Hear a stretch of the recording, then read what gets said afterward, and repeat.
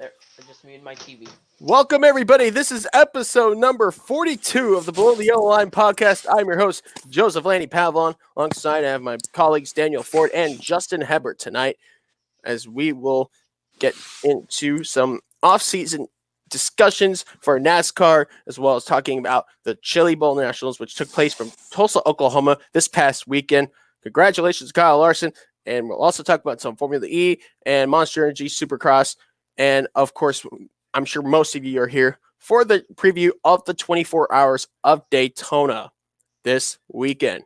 Without further ado, let's get things started by talking about the 34th annual Chili Bowl Nationals from Tulsa, Oklahoma. After 13 years of trying and attempts, Kyle Larson prevails at last at the indoor dirt arena. Yeah, how about that for Kyle Larson, man? Yep. He waited 13 years for this, and he lost to Christopher Bell last year. Yep. On the final lap, he was passed in turn one by Christopher Bell. Yeah. And now, this time, he holds off Christopher Bell to win the Chili Bowl, and he really made it look easy. You pick one out of 359 drivers. What are the odds? I mean, even for a guy like Larson, and he makes the A main without any issues the whole week. Like Bell and others, like Rico Abreu finishing fifth. But Kyle Larson played the flawless game and finally scored his first victory in Tulsa. And I'm sure it won't be the last. I'm pretty sure it won't be the last at all, Joseph. Yep. Right, so here are the results. Because now, go ahead. Go on. Finish. I was saying now he has that momentum for when he comes back at Tulsa, Oklahoma next year. He can keep the momentum going. And now you get the good mindset. You head to Daytona with one of the biggest trophies in hand for your NASCAR season. Absolutely. The Harley J. I guess Justin kicked. I guess he left for a second, but we'll bring him back in just a moment. But Right. Let's talk about the Chili Bowl results. Here it is. There we go. But here are the results of the Chili Bowl Nationals. So Kyle Larson, of course, won the race over Christopher Bell, Cannon McIntosh, Logan Seavey, Rico Abreu, my prediction, as well as Justin. Mm-hmm. Rico Abreu finished fifth, the two-time winner. Jonathan Beeson, Michael Kofoid, Blake Hahn, Ryan Burnell, and Tucker Klatzemeyer finished in the top 10. And here's the rest of the 24 cars that finished in the race. Tyler Courtney finished 11th. Thomas Masserval, 12th. Sammy Swindell, the five-time winner of the Chili Bowl, more than any other driver, finished 13th. Chris Wyndham, 14th. Jason McDougall, 15th. Zach Dahm, CJ Leary, Spencer Baston, Shane Golobic, and Michael Pickens are top 20. Then you had Justin Allgaier, Pulsator, Tanith Dorson, Aaron Rutzel, and Colby Copeland. Yep. Your final 24 cars that finished in the main event. So that's what we had in store. This whole week of dirt track racing was a great show for the fans. Yep. Indeed. It was. They never fail to disappoint. When I saw this, sometimes between the races, I saw Noah Gregson's Snapchat because he was there, and it was crazy. It was a lot of fans were crazy over there. Yeah. And I'm sure they had a blast too, because everything outdoors, and I love the indoor circuit. I wish more arenas could do what Tulsa exhibition stadium. I think the Tulsa arena can do. Right. Because it's so cold out there in the winter, it gives everyone some reason to be happy and watch a race. So there's that. Let's get into. We'll go through this quickly. So that's pretty much what happened in the Chili Bowl Nationals. We're not going to go through all the main events and heats because there's just way too many to cover. Remember, there were 359 drivers that were on the entry list. 24 made the main event. Yeah. So there were. It was basically we would have to go through a week load of reviewing to do that. Yeah. Yeah, the podcast would be too long and people would Way get too long. So yeah, let's move on to another form of racing on dirt. This one with two wheels. Round 3 of the Monster Energy Supercross season from Anaheim, California at Angel Stadium. This, of course, was round 3 of the season. And yes, they ran at the same facility for round 1 2 weeks ago. Last Yes. week they were at St. Louis. And then, of course, round 3 was Anaheim. Eli Tomac brought his Kawasaki to the top step of the podium over Ken Roxon, Cooper Webb, Zach Osborne, and Jason Anderson. So Roxon in the Honda, then Cooper Webb in the KTM, and two Husqvarnas of Osborne and Jason Anderson, 4th and 5th. And the 450 Supercross standings look like this after round 3. Justin Barsha has a 6-point lead over Ken Roxon. Adam Cianciarillo is tied with Jason Anderson with 39 points each for 3rd and 4th. And Eli Tomac is 5th place with 35 points claimed. Their next race will be this weekend. In Glendale, Arizona. That's right, Glendale, Arizona for round 4 of 17. And that will take place around that same time, I'd say about 10 p.m. Eastern for us because it's on the West Coast. but a lot Yes. but people are probably butthurt. It's because gonna be a fun race, I'll tell you that. on NBC Sports Gold. Because Oh yeah, that is true. This is Rolex their first race on bracelet. NBC Sports Gold. Not a fan Oh of boy. that pass. Just saying. Don't be on Yeah, NBC. me neither. They'll be tape delayed on Sunday on NBCSN. I'll check it out. I mean, if it doesn't interfere with the 24-hour race at Daytona. Yeah. So yeah, let's move on to Formula E. Yeah. And this was their 3rd race of the season at the Santiago E-Prix down South America in Chile. Yeah. Maximilian Gunter won the race and redeemed after a standing striking penalty from round 2 back in Aduraya. And he rebounded it over Alexander Felix da Costa. I thought it was Antonio. Oh, Antonio Felix da Costa, my bad.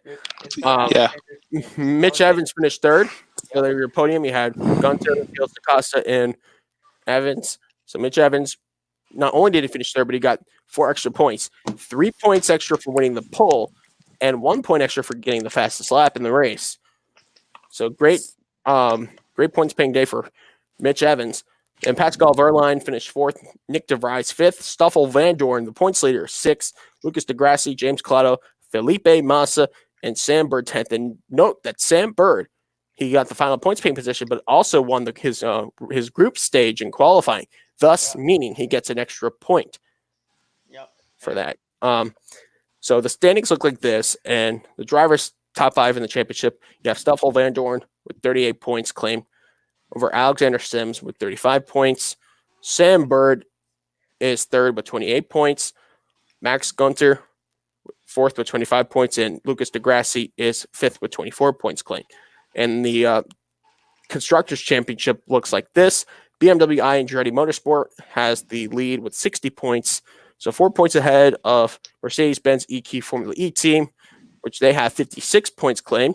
And then Envision Virgin Racing is 3rd place with 38 points.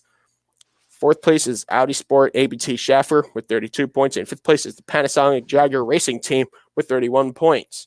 And their next race will be a little less than a month from now on February 15th at the Autodromo Hermanos Rodriguez from Mexico City E-Prix. That's round 4 of 14. And it's their only race not on a street circuit this season. Yep.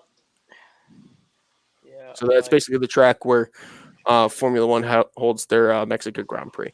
Yeah. There. Also, Max Gunther, that was actually his first podium and first career win. Wow. In the series. Yep. And Buemi still has no points. Yeah, right? That's a very, very head-scratching move. Because he's going to get those points sooner or later. Yeah, but like, 3 rounds are already complete. Time is ticking. Like, round 2, he did not finish round 2. He was out, but he has still no points. You expect Buemi to have points by He should be the points leader. I expected him. Yeah, he should. Actually. That was my prediction. But 3 races in, no points. No. He has to start doing some to get points starting at Mexico. Right. But yeah, like I mentioned, Stoffel Van Dorn is still the points leader. He has 3 points over Alexander Sims. and Sam Bird, Max Gunter, and Lucas Degrassi. It's always a competitive lineup of drivers in every Formula E race we go to. You never know who's going to be up there and when. That's what I think makes Formula E what it is. So yeah, let's move on to the preview race that we're going to talk about. Now, most of you have come here pretty much for the only reason. IMSA is back. The 58th annual Rolex 24 Hours Daytona, the 2020 edition of this classic in January, never fails to disappoint. This is the first of 12 rounds for the 2020 IMSA WeatherTech Sports Car Championship and the first of 4 races for the Michelin Endurance Cup. The other 3 races include the 12 hours of Sebring, the 6 hours of Watkins Glen, and the 10-hour race from Road Atlanta, known as the Petit Le Mans. And as for the whole season, it's the first of 12 races. The first race was won back in 1962. It was just a 3-hour event. Dan Gritty won in a Lotus 19B Century Climax back in 62. And, of course, last year, the race was won by Wayne Taylor Racing in a Cadillac DPI. And that was with Fernando Alonso driving that car. Along with former F1 companion Kamui Kobayashi and, of course, Reindeer van der Zandt, who had the fastest laps, and Jordan Taylor. They have a new lineup this year, but we'll get to them later as we'll go through the driver list. Well, they only have 2 drivers that are still at the team from last year. The other 2 are not. And also, we'll get them later. Also, yeah. Update for the entry list of the Rolex 24. The number 2, Rick Ware Racing.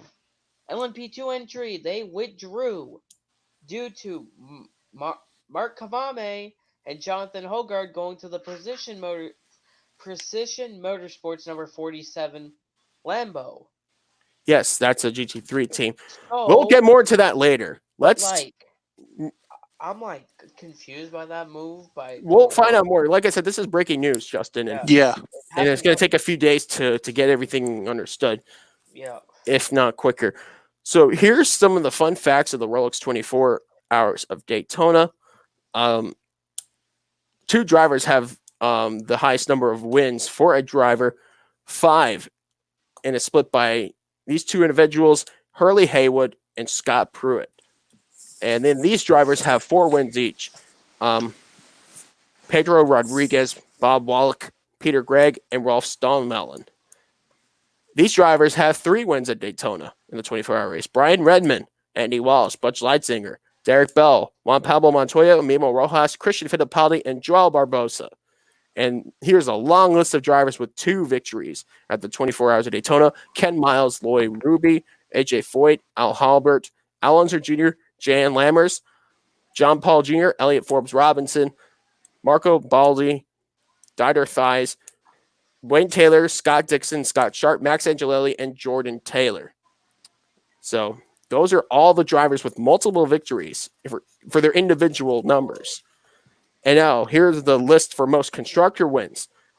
Porsche, without a surprise, has the number on this list with 18 victories, leading that bunch over Riley with 10, Ferrari with 5, Dallara has 4, Riley and Scott with 3, Ford, Jaguar, and Nissan have 2, Lotus, BMW, Mark, Toyota, Kremer, Dodge, Chevy, Doran, Coyote, and Ligier have 1 apiece. Toyota? Now let's move on to most engine wins. For the Rolex 24 Hours of Daytona. Porsche, and once again, Porsche has 22 wins. Yes, they do. And then you look further down the list, Ford with 6, Ferrari with 5, and this bunch has 3 wins. You got BMW, Cadillac, Chevy, Lexus, Jaguar, and Jaguar, Nissan, and Pontiac. And those 3 have 2. Those guys have 2, and Coventry, Climax, Toyota, Oldsmobile, Dodge, Jude, and Honda with 1 win apiece. And as for teams, it's Chip Ganassi Racing with most wins. When it comes to a organization, they have 6 apiece. This year, Yes, however, will be the first time in a long time they will not be in the 24 hours of But Daytona. Honda and Toyota won. because Yep. their endurance racing program is What? They're out, out. Yeah, but they're done. I do have a feeling they will come back sooner or later. It's just the money. That's why there's less They're entries. not going to be gone for long. Wait, but like Yeah, the reason there's less people on the Rolex 24 entry list, it costs so much to get a car these days. It's not like back then. It's Back not the then, we had all the gentleman drivers making teams of their own. That's why you uh, had numbers up to 80 every race it, for cars this at the Daytona race. this is not right. there's not 80 entries.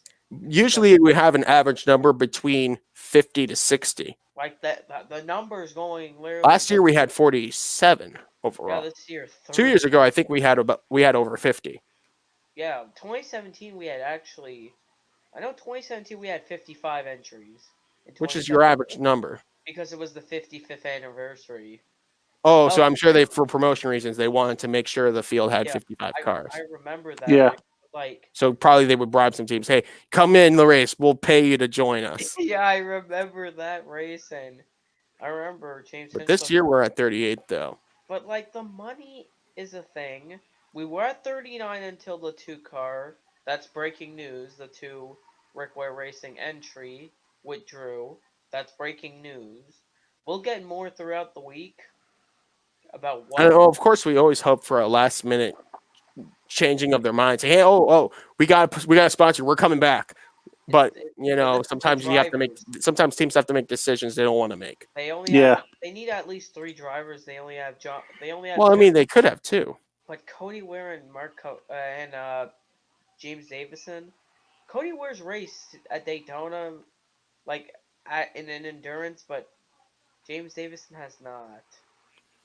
But like, It's always a new. I mean, listen, we have a two-time NASCAR champion in this race who's never been in a oh 24-hour race oh before. yeah, Kyle Busch. Yes, That's right. Kyle Busch. You got the uncertainties floating around here. We have a two-time world champion scoring his first Daytona 24-hour wins. Now he's a two-time Le Mans winner. So take it as you will. You got stardom. This is one of the best race weekends, in my opinion.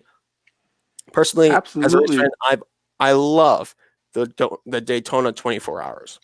Well, like about the race, like the racing at Daytona is really interesting. Like last year was Let's talk about the interesting. track first of all, and Like we'll get to last year in a moment. But the track isn't like your yeah, average. It's not like your average road course.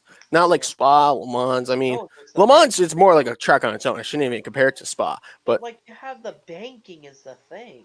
it's That really like you're not going far away from it. The area um you're driving in an oval with a road course design, and the road course part, the first part of the road course, you go into turn one, you have to deal with two hairpins and a kink through the middle, and yeah, it's very narrow. Some cars can go flat out through the kink. Some cars uh, have to lift through the kink yeah, based like off their designs. about like I've seen sometimes I've seen some battles in the chicane on the back straightaway that don't end well. With always sometimes it's both cars wrecking and crashing out of the race. Well, It that's happens. really when brakes are put to the test, is that Yes. backstretch chicane. And also And if you have a brake failure, then oh Then you're right to the tire barrier. then you are definitely in trouble. and like also with the slower traffic, the GT cars in the way, like and Usually, the what LMP2 the universal, I don't want to say the universal, but the unwritten rule for slower cars, the Daytona 24 hours, is through the oval banked corners that they stay on the bottom. yeah, and the fast cars And go the fast fast. cars would usually go Right. to the top. Top. Like the LMP2 cars, that's not good. The LMP2s are going to be slower, but not compared to the GT cars. The Right. GTDs are going to be slower. Like the GTLMs are a little bit faster than the GTDs, but they're still slow. LMP2s are faster than the GT cars, but the LMP2s are still slower than DPIs. Right. And that's why, of course, they have their own class. They didn't Right. 2 years ago. Yeah, I remember that. but due to power changes, they have no choice. It would make no Like sense to keep them together. last year, we only had 4. Remember, we only had Yeah, we only 4. have 4 in the race, and Dragon Speed won, and With they finished laps apart, yeah, mind you. with Pastor Maldonado in the car, and then he wrecked at Le Mans on the straightaway. And he's kicked off the team Yeah, so sorry, Armani. Sorry, you saw wherever it. you are. He said he was. He says he was at work. So Yeah, I figured. if you watch this podcast, sorry, Armani. And hi, Armani's coworkers. Like about like about the race. I've seen good finishes. I remember in 2017, the Cadillac number 10 In won. their debut, But remember the the Action battle. Express car. Remember in the back of the field there was a battle. For one of the other classes there was a battle. There's a couple battles and it was close. Like some of the classes That was reminds me of man. 2016 when yeah. the GTD class had a close finish between, I think it was an Audi and a Lamborghini. I remember And the man, that was GTLM epic. class, 2 team Corvettes were literally side by side at the finish line. I remember that. After Like, 24 No team hours orders of there. racing, and then no team orders. I mean, you Like- could say it was, but like team jeez. orders. Well, about like some of these. I remember last year. Remember the rain last year? Oh, the heck!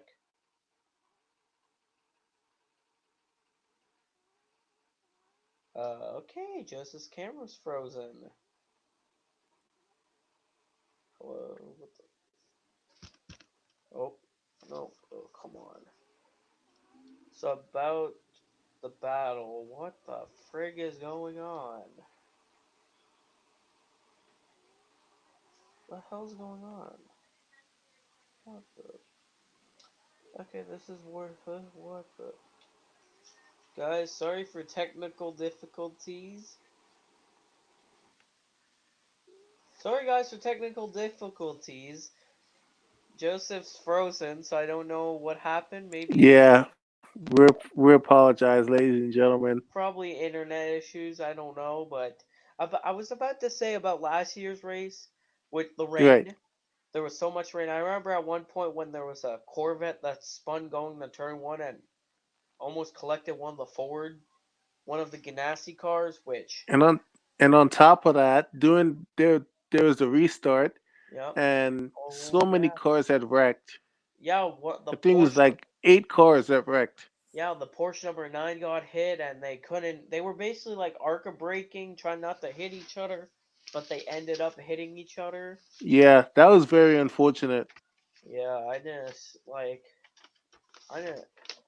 Oh, Joseph just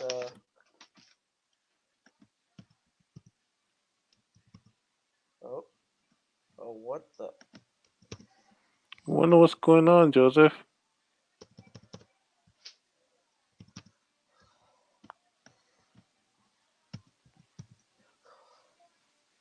Why did? Oh, Couldn't hear, man. man. Oh, he disconnected.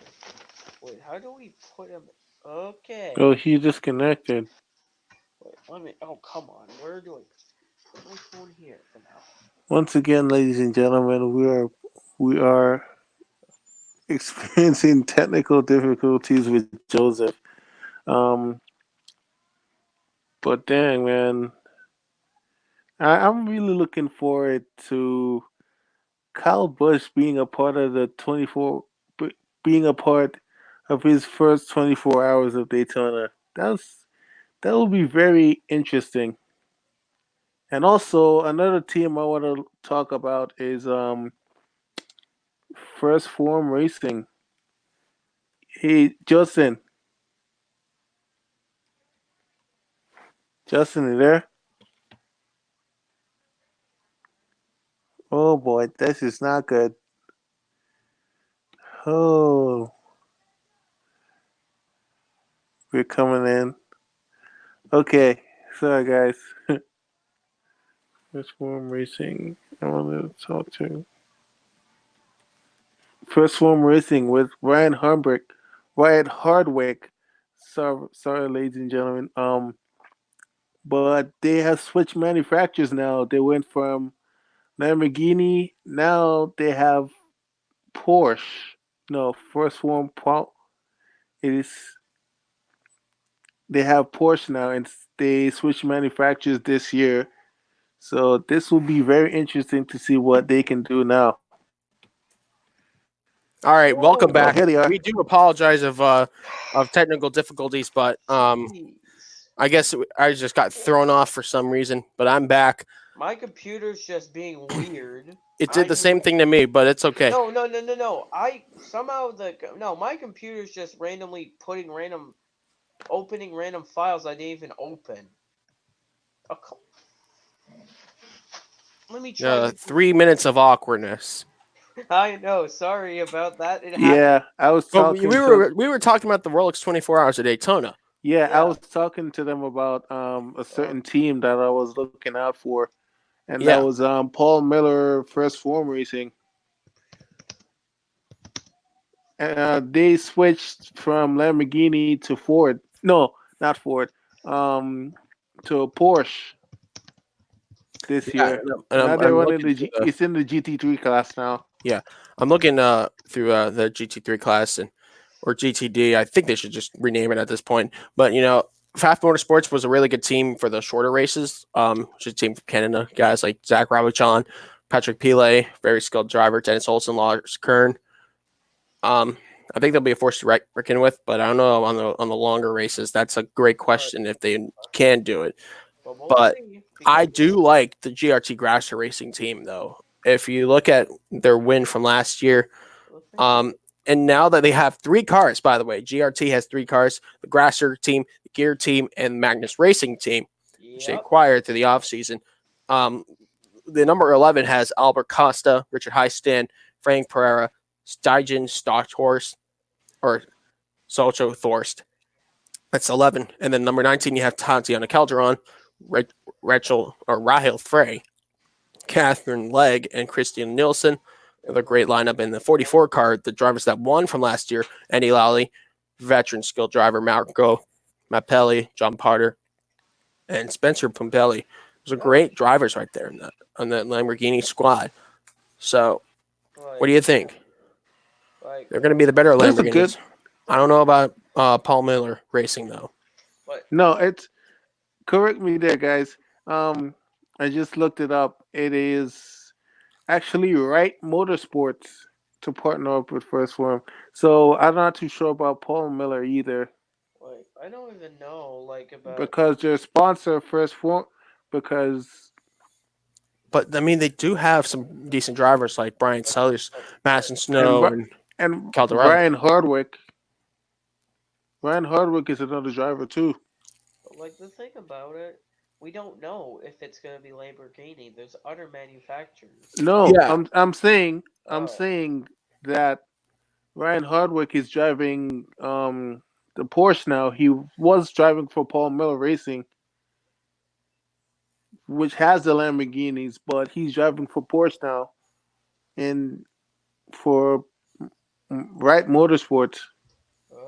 Oh, the Right Motorsports number 16. Yes. Okay. I know that about that. It's gonna be tough. The GTD class is gonna be tough. yeah, but let's look further down. So, of course, when we mentioned Path Motorsports, the GRT teams, Right. of course, Wright Motorsports. Again, Wright Motorsports, they have Ryan Hardwick, Yeah. Patrick Long, Anthony Imparito, Klaus Backer. And then you see, of course, let's talk about Lexuses. These guys have very, very skilled drivers coming from decent backgrounds. Let's talk about Townsend Bell, Frankie Montecalvo, and Telitz, Shane Van Giesbergen. So number 20. And then another car, number 12, that was number 14, you have Kyle Busch, the 2-time Cup Series champion, Parker Chase, Michael DeCaseta, and Jack Hawksworth, who is a factory driver. And then, of course, you look further down. Let's move on to some more Porsches. Wright Motorsports, I've mentioned them. Black Swan Racing, Jarman Blinkemolen, very skilled driver from the Netherlands. Trenton Estep, Sven Mueller, and Tim Pappas for Porsche. And then moving on, of course, we talked about the two Lamborghinis, Precision Performance and Paul Miller Racing. But let's talk about Aston Martin GT3 Racing. AMR, which is Aston Martin Racing, supplies the parts for the Harton Racing team. Roman DeAngelis, Ian James, Nicky Tim, the factory driver, and Alex Riberas are on that team. And then you move forward. Let's talk about the Acura NSX GT3. Heinrecker Racing with Meyer Shank Racing. And then, of course, the other car, Meyer Shank with Curb Azaharan.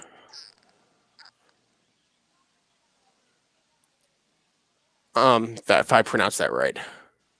So the 57, you have AJ Allmendinger, Misha Goikberg, Trent Hidman, and Alvaro Parente. 86 car is Mario Farnbacher, Jules Gugnon, Matthew McMurray, and Shinya Michimi. A very skilled lineup indeed. These cars have their engine supplies coming from the Super GT series in Japan, and we're going to see a huge presence of them next weekend when we talk about the Bathurst 12-hour race. Let's move on. I wanted to talk to you. Yeah, I was saying last year we had the all-women's alliance team with Anna Beatriz and Catherine Legg and different drivers, and Simona Lisa Vestro and all the good drivers. I'm not too sure if they're. I was hoping if they would have it again this year. A few of them actually moved to the Lamborghini GRT team. The Heinricher Racing they had last year with the all women's team. Mm-hmm. That car actually has other drivers like Tread Hinman, AJ Allmendinger. Different drivers in that number 57. I think both cars will be a threat to win, in my opinion. And then they have the number 86, their main car with the Meyer Shank Racing with Kurbakajanian number 86. Bakajanian, that's how you pronounce it. That's that. You have to say it a few times and it gets in your head. Kurbakajanian, you see him on multiple racing teams. Yes, they put a lot of money into motorsports in various disciplines. Yep. All right, now let's talk about Ferraris. The only Ferrari entry is number 63 for their factory team, Scuderia Corsa Ferrari, with their factory drivers Alessandro Balzan, Cooper McNeil, Tony Violander, and Jeff Westphal. I think they'll be a very steady team. Remember, they won the 24 Hours of Le Mans, or the factory team did, and they also won the Petit Le Mans, but that was for their GTE program. Don't forget they caught fire in 2017 on pit road. That is true. But that was then. We're going 3 years later now. Let's see if they improve their differences. Now, let's move on to the Mercedes team, and they've kind of scaled back a little bit. Of course, Keating and his funding's putting into the Team Riley now. So Mercedes-AMG Team Riley with Robinson Racing, number 74 in their GT3 Evo. Of course, they had the new 2020 Mercedes-Benz GT3s that, of course, debuted back in the Dubai 24 Hours. You're going to see them again. At Daytona, you have Lawson Aschenbach, Felipe Fraga, Ben Keating, and Gar Robinson, which I have a feeling he might have the fundings with the Robinson Racing in the team name. But I don't want to speak ahead of myself, so I should do some research. I know Ben Keating puts a lot of money into those teams. Yeah. And the last two teams, of course, we have the BMW M6 GT3 team with Turner Motorsport, the team that won the closing race of Petit Le Mans back in Road Atlanta. You have veteran drivers such as Bill Oberlin and Jens Kligman, Robbie Foley, and Dylan Machaverim. Wait, did you talk about the Audi number 88? We're going to get to them now. So this is the WRT Audi team, Speedstar, Audi Sport. You have Dries Van Tor, very great driver, Daniel Morad, Rolf Ian Eichen, and Mirko Bartolotti. I think this is probably going to be the leading Audi team because the number 29 Land Motorsport Audi team has decided to sit out this race, to the surprise of many, including myself. And also, in the last team, Aston Martin Racing, the factory team.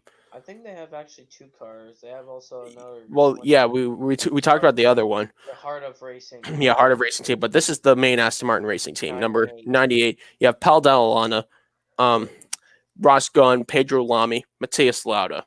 So that lineup really does scream success, in my opinion. So that's the first class. We're just going to go through slowest to fastest class. I'm just looking at it. Is it Paul Dall'Anna? I know they said he might be out, though. I'm not entirely sure. We'll look into that later. Let's get into the shortest class. Unfortunately, it used to not be the shortest class, but this year it will. It's the GTLM team, and 98 announced. Andrew Watson will drive the number. Will be the guy that. So Watson's in the 98. Yep, and the two did. I think. So yeah, let's get into the GTLM team. This is the GTE cars that you see from Le Mans, and remember, this class is scaled back for many reasons. The main reason, of course, is Ford. Ford Chip Ganassi Racing has pulled out, so no more Ford GTs. That's one. Number two, and this does not really apply in North America, but in the big scale of things, it does. BMW team is out of the WEC. They will not be in Le Mans. Yeah, and true. And it's really unfortunate because they put a lot of, as I love more presence in that class because they put so much competition in with their, because everything about the GTLM team or GTE teams is about bragging rights. Who has the best manufacturer? Who can be the best? It's not really about teams coming out of a shop. It's more or less about the manufacturer support. What factory team's the best? I was thinking about with Ford not being there and BMW not racing in the WEC, it's there's only 7 entries, 2 Corvettes. And remember, Corvette hasn't raced in the WEC because they plan to hold everything until they debut the C8R. That's why you haven't seen them in the WEC races. They also have the 2 BMWs. So let's start off with Corvette though. Yeah, and they have a few new names out there. No more Danny Magnussen. But we do have a fellow countryman by the name of Nicky Katzberg. If you remember his amazing drive to finish second in the Nürburgring 24 Hours back in 2017, you'll probably remember Nicky Katzberg. He was in a BMW, but now he's in a Corvette, taking over his fellow countryman, Jan Magnussen. Then you have Antonio Garcia, who's been in the Corvette for years. And then returning to Corvette is Jordan Taylor. Yeah. Marcel Fassler, Oliver Gavin, Tommy Milner in Corvette number 4. Yep.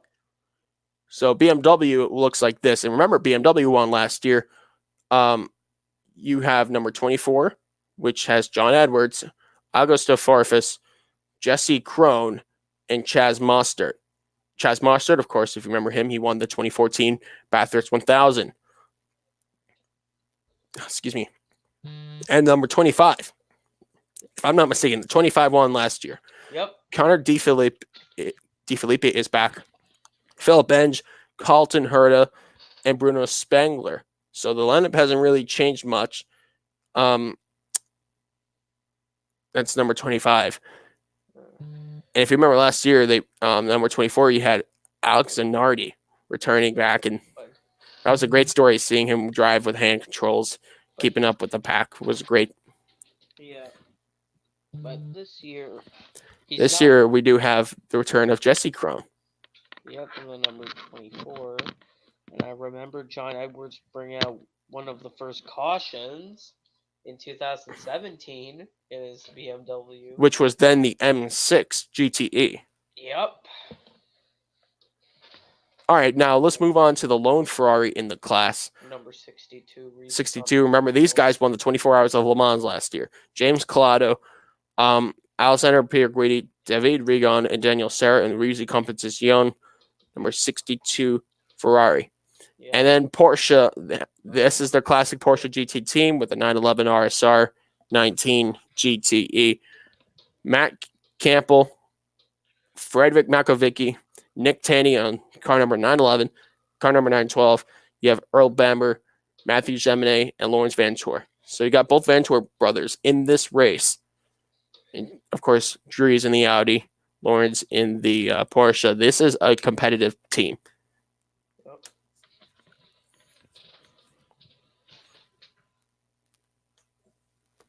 Let's move on to LMP2. Now, of course, we know Rick Ware Racing has pulled out, but their lineup had James Davison, Jonathan Hoggard, Mark Vam, and Cody Ware. We'll get, of course, things that are going to change a little bit over there. But let's move on. Yeah, that's now the 5. They were supposed to have 6. There's now 5 LMP2s. Then, of course, you have Tower Motorsports by Starworks. So welcome back, Starworks. Number 8. The Oreca, they have Ryan Dalziel, John Ferrano, David Heinemeier Hansen, Nikolai Lapierre. Aero Motorsports, Ryan Lewis, Dwight Merriman, Kyle Tilley, Nicholas Minsenyanen. Yep, if I pronounced that name right. Performance Tech Motorsports has number 38, Cameron Castles, Kyle Masson, Robert Masson. I'm pretty sure they must be related, and Don Yount. PR1 Matheson Motorsports, number 52, Gabriel Aubry, Nick Buell, Simon Trummer, Ben Keating is back. And yes, Ben Keating is driving 2 cars in this race. Dragon Speed. The winners from last year, number 81, you have Ben Hanley, Colin Braun, Harrison Newey, and Hendrik Hedman. What do you think about that lineup? Do you think LMP2 is going to be more fun to watch this year? It is. And also, I was saying about Robert Mason and Kyle Mason. Robert is Kyle Mason's father. Okay. Father's son. And yes, Ben Keating in that car is not a typo. He will be driving 2 different cars. And that's something we've seen before in the 24 Hours of Nürburgring. We see that a lot because, I know they do that in Aston Martin a lot over there. Paul Alana, a good example.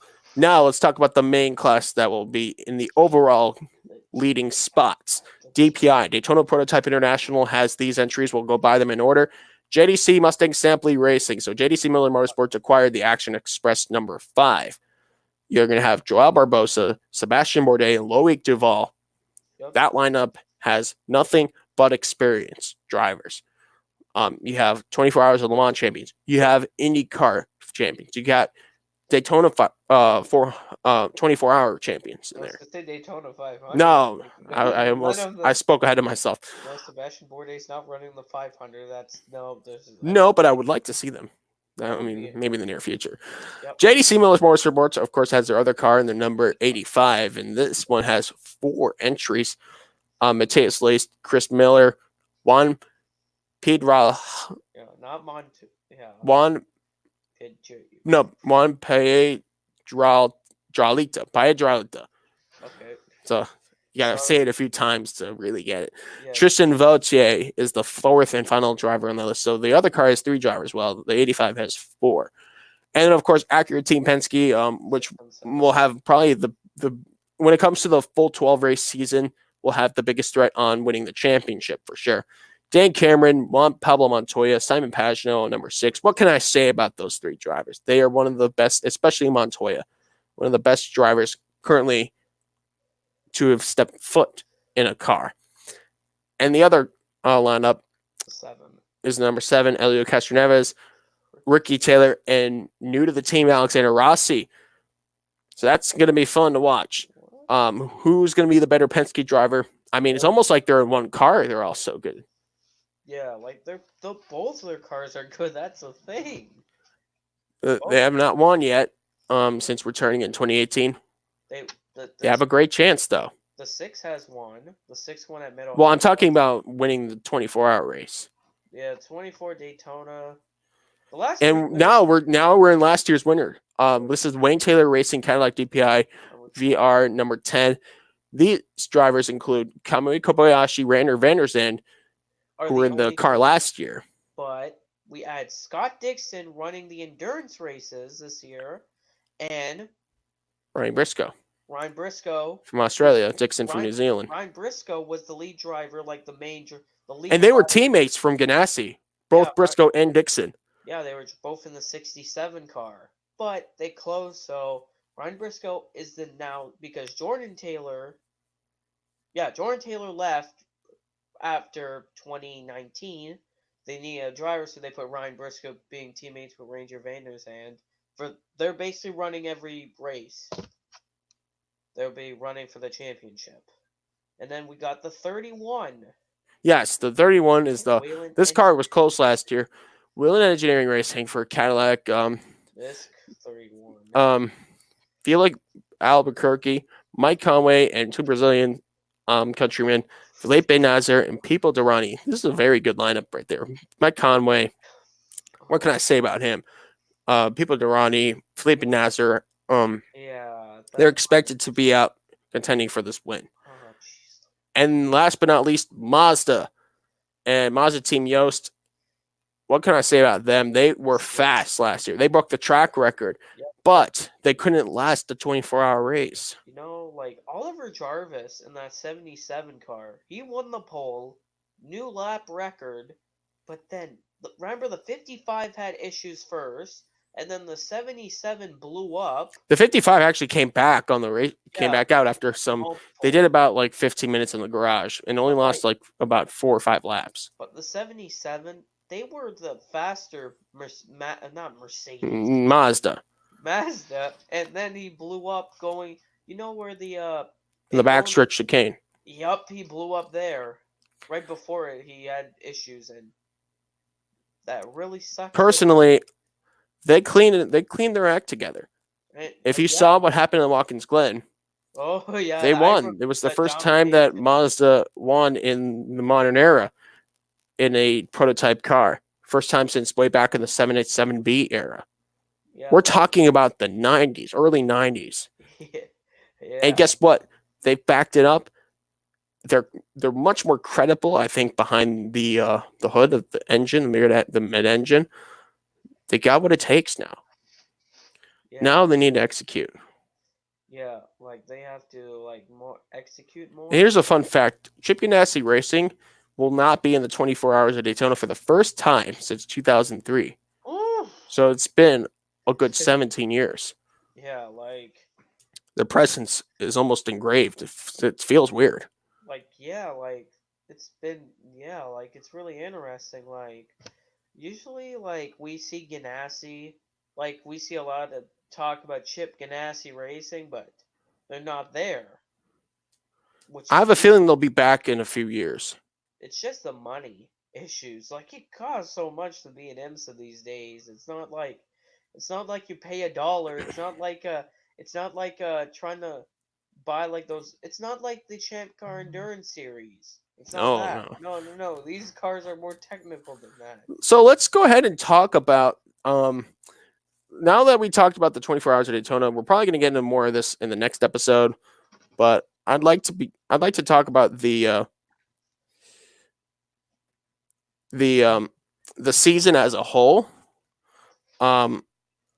So of course there's 12 round schedule, and there's 4 races in the Michelin Endurance Cup. So Daytona is round 1 of 12, and in Michelin Endurance Cup round 1 of 4. Then race 2 is also Michelin Endurance round 2.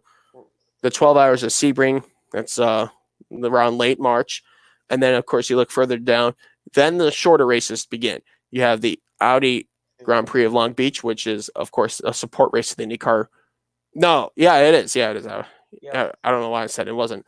On April 18th. Then of course you have the Acura Mid-Ohio Sports Car Challenge, which is a 2-hour 40-minute race. Then you look further down, you have the Detroit Grand Prix, which is the shortest race of the season. Then after that we have Watkins Glen. That's the 3rd Endurance Cup race, round 6 of the season.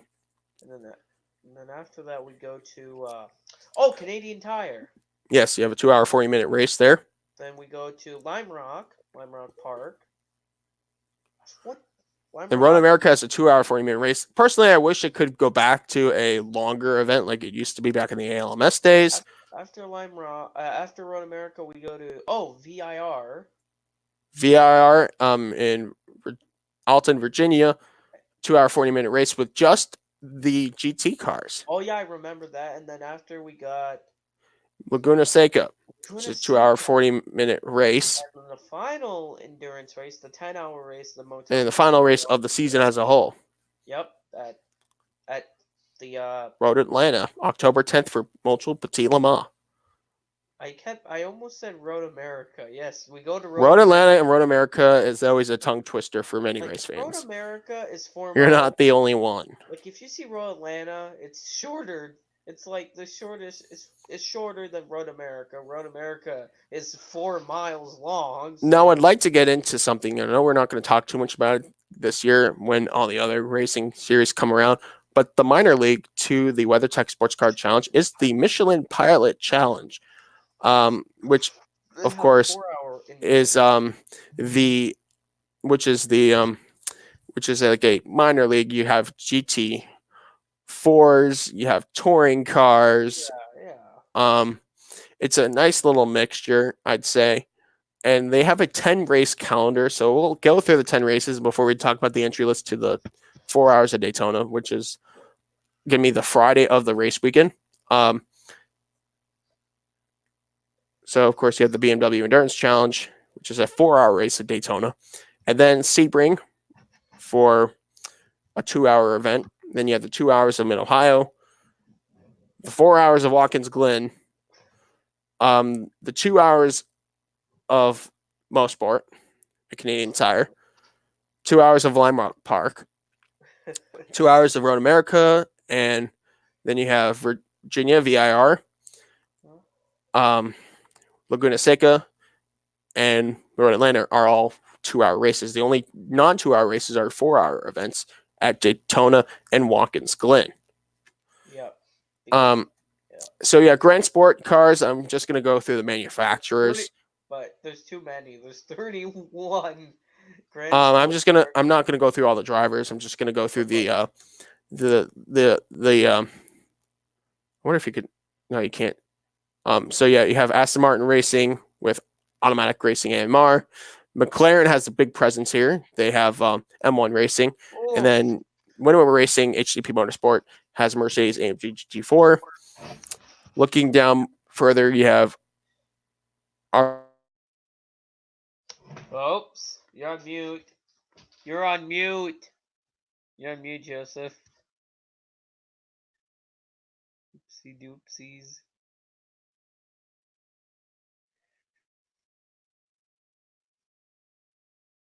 All right, do you guys hear me? Yep, your mic is yeah. I don't hear you. Oh wait, I hear you. Oops. Yeah, that happens Yeah. sometimes with technical issues, and also, I want to say that Ford has Grand Sport cars, basically with Multimatic Motorsports has 3 cars. The Multimatic Motorsports has 3 cars. Yeah, they have 3 cars entered this weekend. Yeah, and we skipped the McLarens. Actually, we can. We were back a little bit. Audi R8 LMS GT4 and AWA or AWA is a Canadian team with McLaren 570S GT4. Bluff City Racing with Autometrics, Mercedes AMG GT4. Now we're at the Ford Multimatic Motorsports. Yeah, those That's a team from Canada. Yep. With 3 entries. Then you have Ian Lacey Motorsports, or Ian Lacey Racing, I meant, in a Ford. Then Fast Track Racing / Classic BMW in an M4 GT4. Team Hardpoint Audi LMS GT4. Wins Riley Motorsports. The Mercedes AMG GT4. Let me just going through this pretty fast because it's such a big list. BGB Motorsports, Porsche 718 Cayman GT4 Club Sport. Carbon Motorsports with Per Grind Racing Audi R8 LMS GT4. PF Racing has a Ford Mustang. And then Stephen Cameron Racing has an Aston Martin Racing GT4. Team TGM has a Chevy Camaro GT4R. Let's see Camaros there. MMC Motorsports has Mercedes AMG GT4.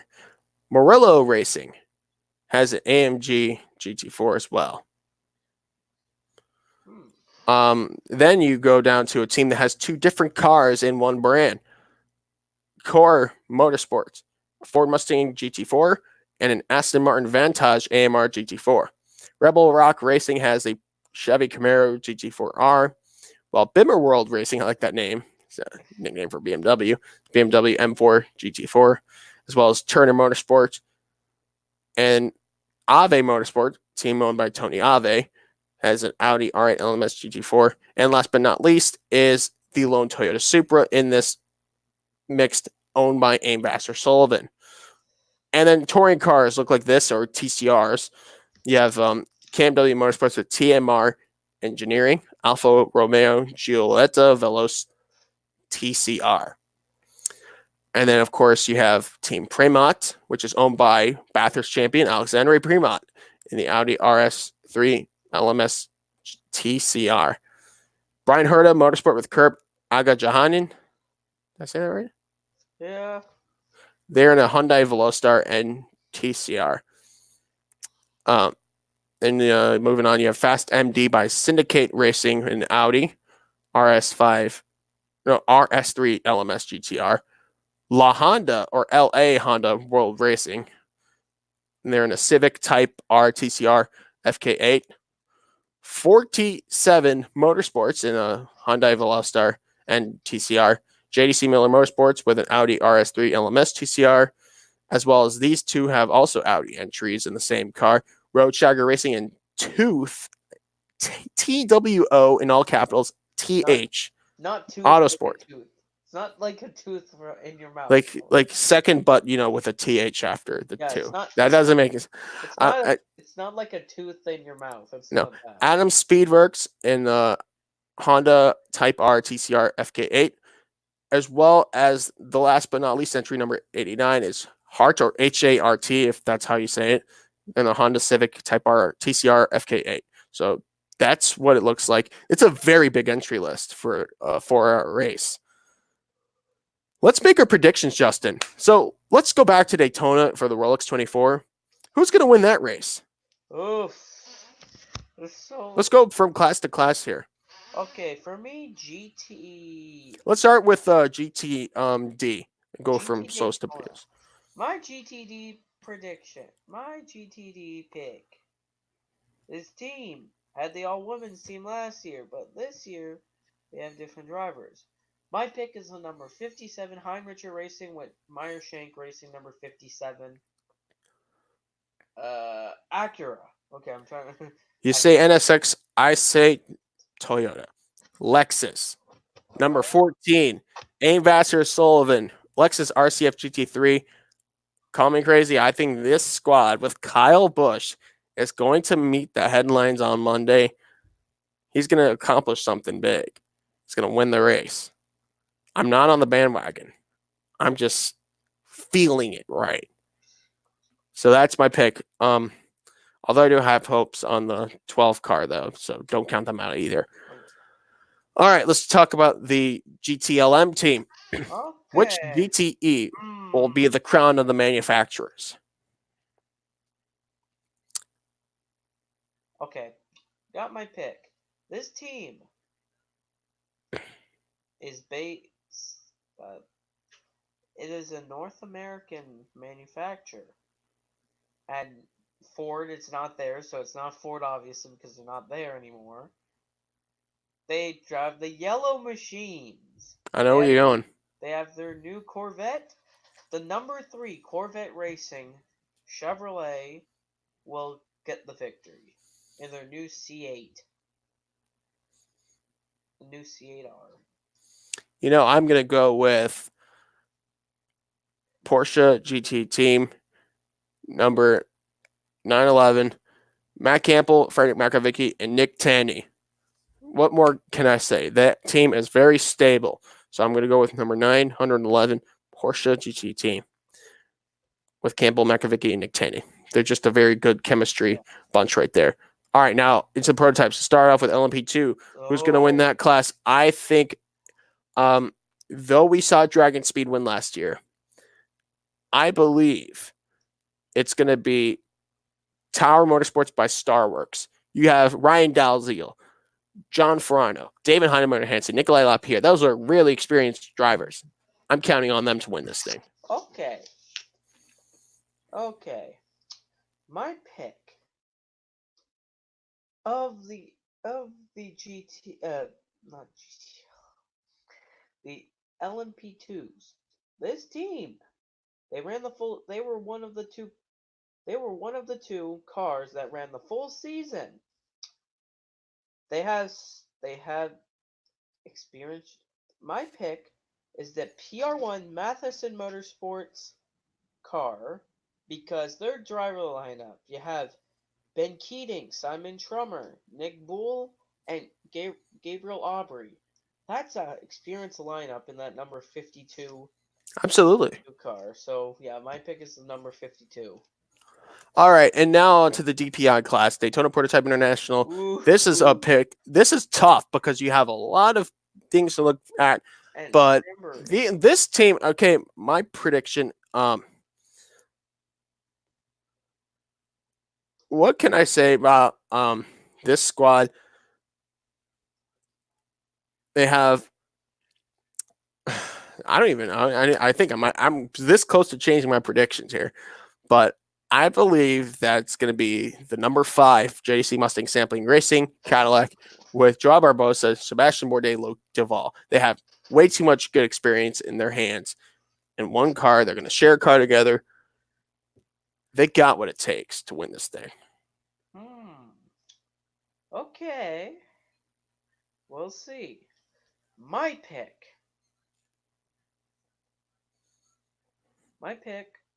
for some reason, this team. This is the Red Machine, but not the Red Machine you're thinking of. My pick.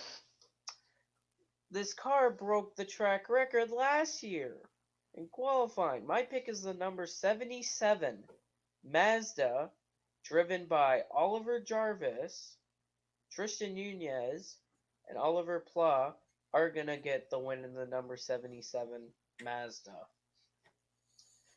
It's going to be a very tight race, I'll tell you that. Yep. So now that we have a few minutes left, let's go ahead and talk about some of the things that have been on the headlines this week. So the Cup Series have new tweaks, short little tweaks to their cars on their aero package for the 2020 configuration for the short track and road courses. The goal, of course, is to increase more passing and less air barriers in the middle. I think that's a good way to go. And speaking of the Cup Series car, let's get into the 2021 car that was tested by Eric Jones at the Homestead Miami Speedway. He performed a 2-day session in the car, and something new we've not seen before in NASCAR, a 5-speed sequential gear shift was put in the car as they proposed transmission for next year. And let's talk about that for a second. NASCAR has not been past 4 gears, if ever. Yeah, it's been always one. And they've never done anything different besides your normal H pattern shifter with your 3 pedals, of course, the clutch, the brake and the gas, and your H pattern shifter like a traditional manual car.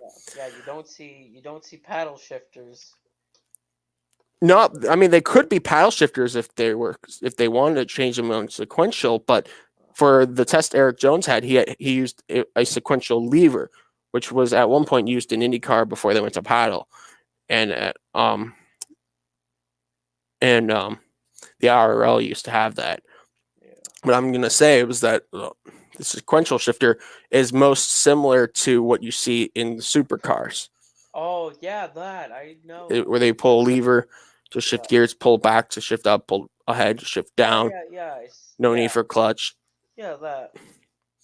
I'm not fully against it. I'm not against it at all. In fact, many people, traditionalists, they're being rubbed the wrong way about this. I think it's a great idea.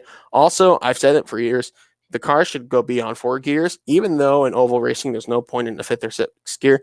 It would make road course racing more fun. Now they have more gears to use, rather than just stretching the gear from second to third and third to fourth. You go second gear, third, fourth, fifth, and then sixth. Think about that long straightaway down Watkins Glen before the chicane. Yeah, they're not. Yeah, like think How would they utilize the fifth gear? I think it's gonna be interesting how they do yeah, that on the ovals. like Daytona fifth gear. Oh my. Because I mean, I know it's probably not going to happen like they do in IndyCar because in IndyCar the cars are different. They're meant to be going flat out in the corners. At Indy, NASCAR. you can actually you're usually in fifth gear, and if you're in the draft, you have a setup. They usually set your car up where you have where when you get in the draft, you shift to sixth gear. Like they don't put sixth gear in the like they leave sixth gear far out. So first, second, third, fourth, fifth, and then all the way out sixth. Yeah, So that if you in the draft you could yeah. get that more speed, you then shift to sixth gear just for a split second before you have to downshift to fifth. Some Indy cars have a configuration where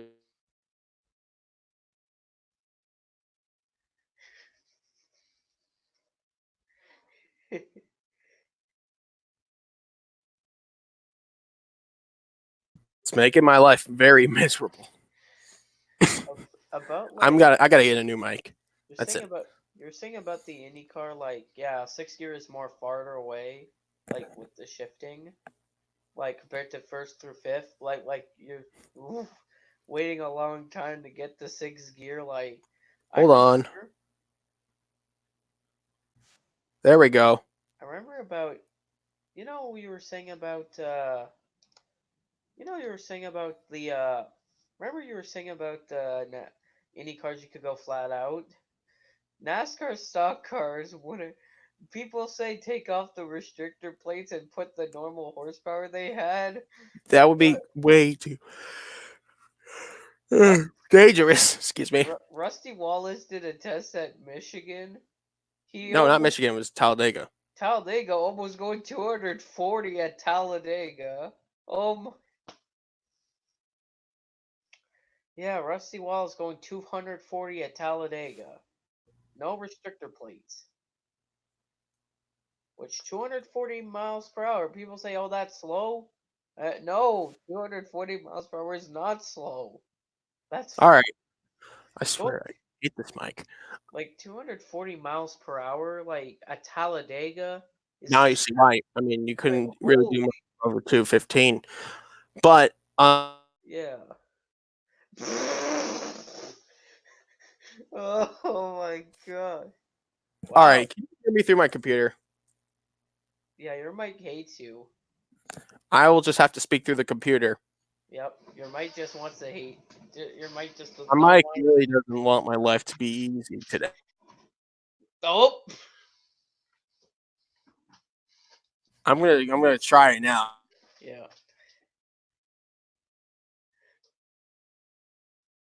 I'm just gonna use the mic on the computer. Yeah, because your mic's just like, nope, I'm not gonna work. Right. So now I have to lean forward. Yep. All right, let's move on into another few subjects. Yeah. Before I go on Amazon and order a new mic. um Xfinity Series race at IMS for the first time in its 7-year history, they'll be going into the road course. Yep. I think that is a great decision, in my opinion. I said Yeah. this as a little 13-year-old back in 2012 that they should not have left IRP, and if they did, they should go to the Indy Road Course. Like the So here we are now. They're going to do it. like there's other things like Colby Howard said that the oval for Xfinity was better than the oval for Cup. I've seen I people mean, that is true. like I've seen some of the finishes like Xfinity wise. Some of the finishes were lacklustered. remember when Elliott Sadler got penalized Yeah, I do. and then they gave the win to Brad Keselowski? They said Elliott Sadler was even getting pushed. They're like, nope, no, no, Elliott, you get penalized. Brad wins it. That was a very Wait, controversial race. wait, who? How many Xfinity regulars have won at Indy? Ty Dillon. That's his only Xfinity win, by the way. Ty Dillon and William Byron. William Byron won 2017. Other than that, it's been Kyle Busch, Brad Keselowski. Like most of the winners at Indy is Cup drivers. Kyle Busch has the most wins. He won last year. He's won 2013, 2015, Oh, 2016. Hey, he I, swept the weekend in both 2015 and 16. I know 2018 was Justin Allgaier. Allgaier? 2017, William Byron over Paul Menard. Yeah, I remember Paul Menard actually. Ryan Blaney almost won. In 2015, he got passed by Kyle. God, if Blaney didn't mess up, he could have won it. That would have been awesome. But like, yeah, there's like some of the races there have been lacklustered, weird. But even the Cup race has been lackluster. But at least they could pass. Yeah, in like the Xfinity series, you could barely pass at Indianapolis. Like the No, road and course. slowing the cars down was not a smart idea, in my opinion. But like the road course, you're gonna see more opportunities to pass. I think the Indy Road Course has always been a good, suitable track for NASCAR. And if you remember, the Indy Road Course was used for the U.S. Grand Prix and F1 in the 2000s, and of course the IndyCar Grand Prix that you have on Indy 500 month. Yeah, which is literally a week before not Daytona, Indy 500 qualifying. I don't know why I was gonna say the Daytona 500 qualifying. I know Rusty Wallace made that same mistake in the 2006 Indy 500, calling it the best Daytona 500 finish ever. So. Oh, okay then. Yeah, let's move on from the jokes. We got some more stuff to talk about. Let's talk about some lower series news here that we have. Starting off with we'll continue on with the Xfinity series. We have Joe Graff Jr. will drive Bobby Doggett's Xfinity team, replacing the car that was driven by Gray Gaulding. And speaking of Xfinity, Dale Earnhardt Jr., most popular driver, two-time Daytona 500 champion from 2014 to 2004. And two-time Xfinity Series champion of 1998 and 1999, will race at the Homestead Miami Speedway for the Homestead 300 in the Xfinity Series in his own number 8 car. Yeah. So I love to see that. I'm going to be there. It's going to be fun to watch. Moving on, Truck Series news. Natalie Tucker will drive part-time for Nice Motorsports in the Truck Series, leaving DGR Crosley Racing. We'll just it's a wheel seat kind of deal. Also, Nice Motorsports, I also heard some things about them.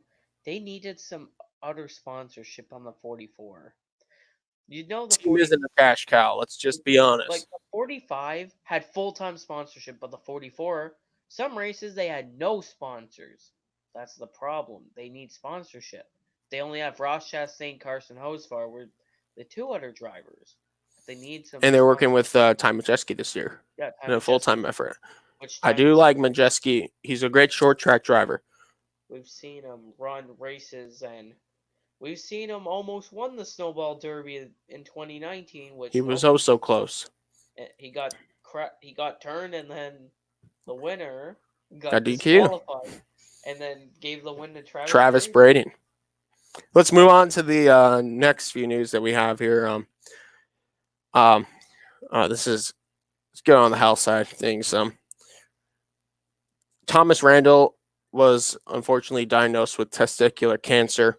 If you know him, he's a great driver in supercars, Super 2.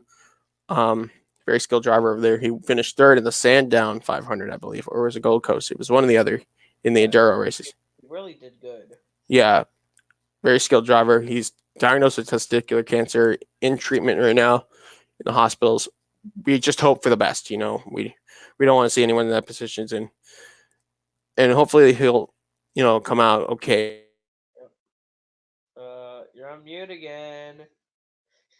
All right, I'm back. But speaking of which, Brian Till, former driver and commentator for endurance races, IndyCar, for NBC and Fox Sports, has announced that he is finally cancer free. That is great news for commentator.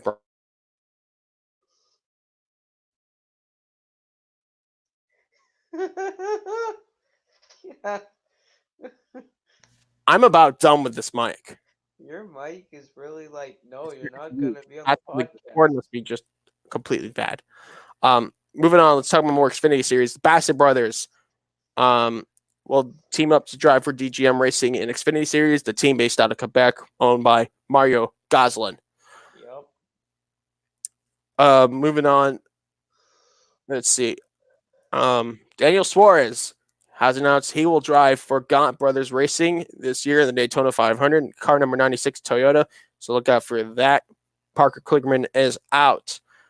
Moving on, Ryan Truex will attempt the Daytona 500 driving for Tommy Baldwin Racing. He attempted with them last year. It went unsuccessful.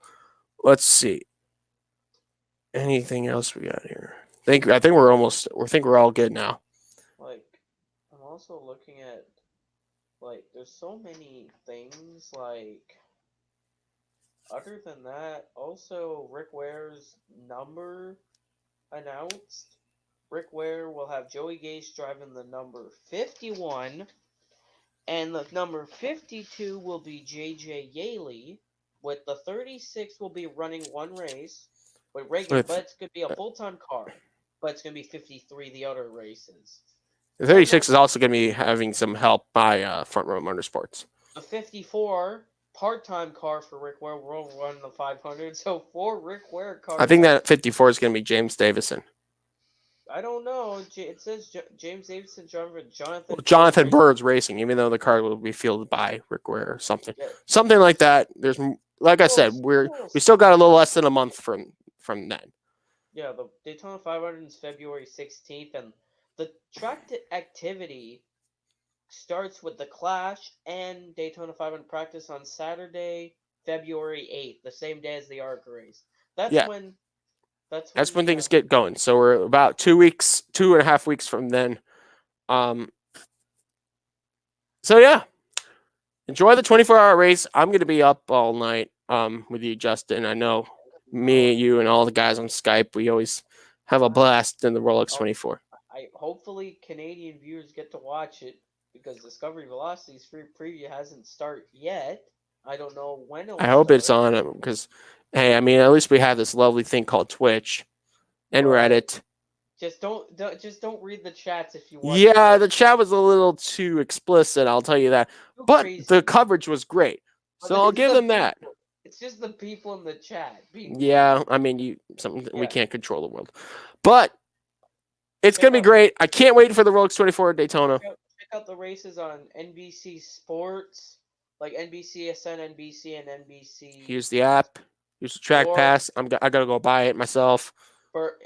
If you live anywhere else, go find the race. IMSA.com, .tv, whatever they call it. Also, watch if you're in Canada and you have Velocity, go check it on that channel. Because, that's how you watch it in Canada. Or you could watch that 1 hour highlight that TSN shows. That's not fun. Takes the fun away from it. You get all those onboard cameras, too, on the IMSA website. Don't forget that. Yep. Because, all of that is on the website. Get your coffee ready. Yep. And don't fall asleep like did. I pulled the all-nighter last year. It gets easier each time. I fell asleep for an hour, and I was snoring on Skype. All righty. So without further ado, have a great weekend. We'll be back next week talking about the 12 hours of Bathurst and recapping the Rolex 24 Daytona. Have a good one.